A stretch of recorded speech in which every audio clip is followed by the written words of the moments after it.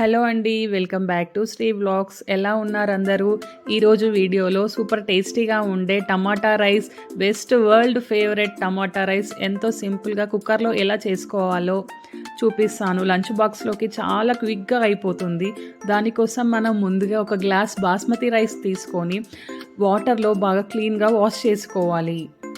బియ్యం నానడం కోసం పక్కన పెట్టి ఇప్పుడు మనము టమాటా ప్యూరీ కోసం ఎండుమిర్చి, వెల్లుల్లి, 4 టమాటాలను మిక్సీలో వేసుకొని మనం పేస్ట్లా చేసుకోవాలి. ఇప్పుడు స్టవ్ పై కుక్కర్ పెట్టుకొని దాంట్లో 3 స్పూన్ల ఆయిల్, కొద్దిగా నెయ్యి వేసుకొని హోల్ గరం మసాలా వేసుకోవాలి. తర్వాత బిర్యానీ ఆకు, సన్నగా తరిగి ఉంచుకున్న ఉల్లిపాయ, కారం కోసం కొద్దిగా పచ్చిమిర్చి, కొద్దిగా టమాటా ముక్కలు ఆయిల్లో వేసుకొని బాగా ఫ్రై చేసుకోవాలి.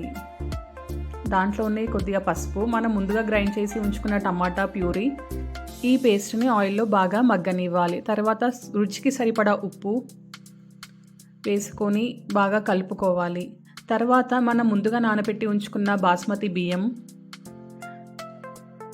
1 గ్లాస్కి 2 గ్లాసుల వాటర్ వేసుకొని దాంట్లో కొద్దిగా కొత్తిమీర వేసుకొని బాగా అన్నీ కలిసే విధంగా కలుపుకొని 2 విజిల్స్ వచ్చే వరకు మూత పెట్టుకోవాలి.